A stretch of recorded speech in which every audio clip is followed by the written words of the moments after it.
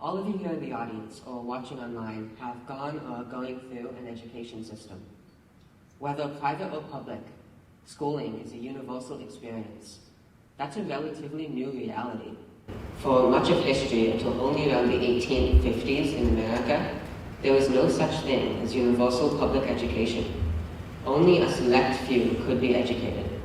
Any society with only a slim minority of educated people won't progress at the same rate as a society in which all people have that opportunity. Public education began a trend of progress that helped turn the 19th and 20th centuries into the transformative periods that they were. Public education, therefore, is arguably the greatest advancement of modern society. It lays the foundation for productivity, technological and cultural advancement, national stability, and has the power to improve just about any human statistic. In America and throughout the Western world, public education is firmly cemented into society. Everyone recognizes its importance to modern life. Yet, in almost 200 years of its existence, public education hasn't changed much.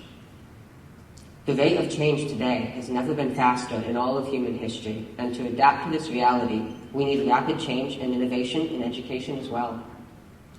Let's start with a simple question then. Why does it need improvement?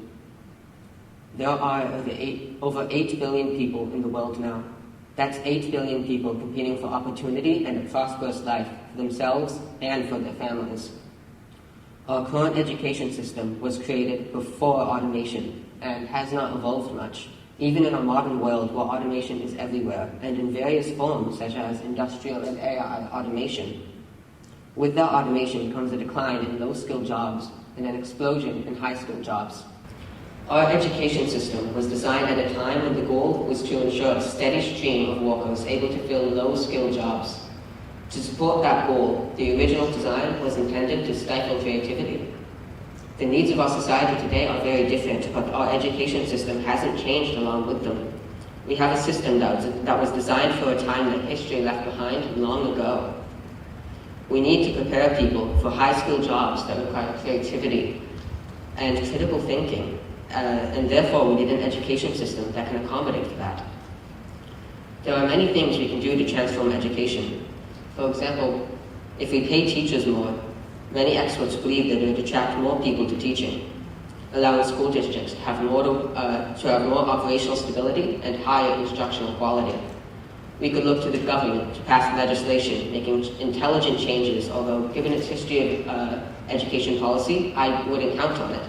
We could instead look to other governments for inspiration, such as Denmark, Finland, Singapore, and Germany. We can try many things, some of which I've listed on screen, but one very important thing that is frustratingly overlooked: experimentation.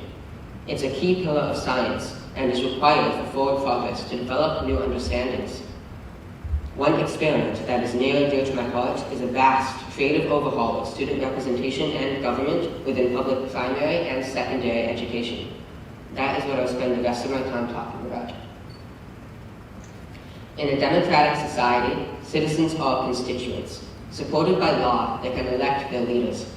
The common person can stand up for their beliefs by voting for a like-minded representative or even by running for office themselves. In most modern public education systems, however, students are not constituents. They get no real say in what policy is passed or administrators are elected, even though those things have the potential to affect the rest of their lives for good or for bad. When students see a problem in the school system, all they can do is advocate for themselves and hope they're listened to. Most U.S. schools have a student council, although they are not required by law in any state. Student councils' primary role is usually limited to fundraising events, and they're confined to a single school, not an entire district. Student councils often have little real ability to advise administrators or catalyze lasting change. That and the fact that elections for student council are done incorrectly in schools.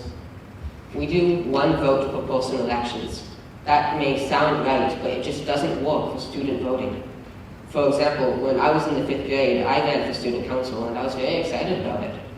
I ran on a platform of trust and I was slimly beaten in a one vote per person election by a girl who claimed she could install a multi-million-dollar air conditioning system to my school, which already had air conditioning.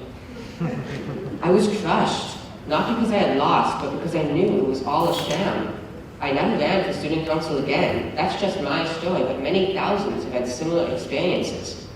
It wasn't a legitimate election, it was a popularity contest. Therefore, I would not define student council as genuine student representation, yet it is the only form of representation most schools have.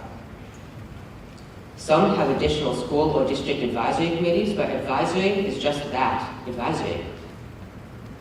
I wouldn't define that as real student representation either. Administrators are not obligated to make any changes that the students suggest. It's too often wasted time, merely going through the motions of actual representation. Top-down power is simply not effective for modern education, where administrators at the top have all of the power over their students at the bottom, and those students have little influence over the administrators. Administrators are often well-meaning, but if we look at history as a guide, changes in education come excruciatingly slow. Without real student representation and government in schools, that will continue to be the case. We will face issues, but those issues happen slowly and subtly as creatively disincentivized youth get brought into the world and struggle to live, even if they also went through higher education. We've already begun to see this happen. We need to make sure that everybody's experience in education is a good one, and we need to make sure that we are fostering curiosity, creativity, social and emotional well-being, and so much more. A lapse in any of those crucial areas can be seriously damaging to people's individual futures, but also to the collective future of our society. Students see these lapses first and know them the best. If we give students a permanent voice that can work to implement agile guidelines or to change or remove harmful policy, those lapses will be fixed fast. Before I talk about an idea for improved student representation, it's important to note a few key things. Firstly, such an experiment would be at school district level, and therefore would be up to the administrators of said district to implement. And that means conceding some power and authority, which people tend not to like to do. In addition, trying to implement such a system will be hard. For many school districts, spending time and resources implementing an experimental system of student representation is, unfortunately, not a priority. I am fortunate to live in an affluent school district where we could have the means to do so, and other affluent school districts could as well, but for financially strained districts, this unfortunately is not a good goal.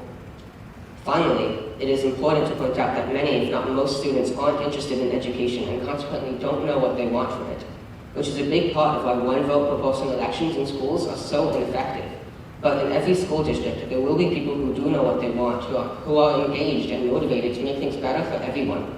We should empower those people to make positive changes to the education system while they're still a student in it. Considering all of those factors, I'll tell you about an experimental student government system that I think could create good, positive change. An assembly of around 20 students would consist of one representative from each grade level, starting in the 5th grade, as well as one representative from each elementary and middle school, and 2 or more from each high school in a school district. A chairman from any high school in a district, if there's more than one, would preside over the assembly. Students would gain more responsibility depending on the age and experience in the assembly. Every secondary student in a district, therefore, would have at least 2 peers that they can talk to, one from their grade level and one or more from their school. Together, the assembly would be able to poll students, introduce ideas in the form of official bills of guidance to the Board of Education, and have the authority to either greenlight policy from the Board of Education or veto the proposed policy and send it back to the board for editing with the students' suggestions. To get into this assembly, students can either be recommended or apply, and would have to first submit an application designed by student representatives. If they pass that, they would be interviewed by a school administrator as well as a representative in the assembly. The school district could appoint students to fill these roles during the inception of an assembly in a given district. Each year, former representatives would have the opportunity to stay in the assembly, and formal promotions could be decided internally. Such an assembly in action could look something like this. A representative reports a problem in the school district to the assembly. The assembly sends out a quick 1 to 2 question poll to the students of the school to verify the problem. With that information, they discuss potential solutions to the problem and form an official bill of guidance describing the optimal solution they agreed upon.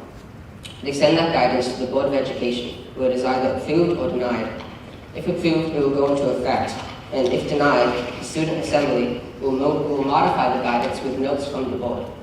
Similarly, any policy affecting students passed by the board would be given the same treatment and would have to be accepted by this assembly of students. If vetoed, the assembly would provide notes to the board for revision. This could be an excellent bottom-up counterbalance to our current administrative system in schools.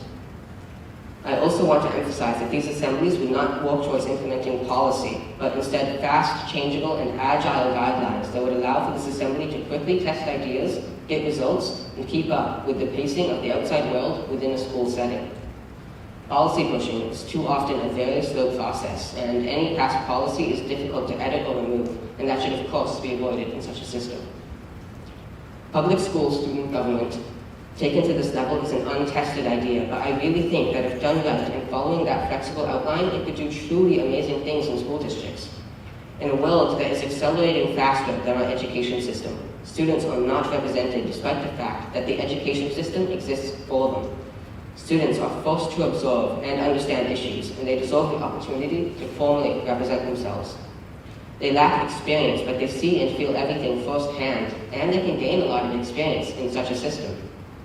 I've been researching and developing my ideas for over 4 years, and coming from that background, I know this needs to be tried. I'm optimistic that we can do this, and look forward to seeing improved student representation in school districts. I hope you agree with me on that sentiment. Thank you.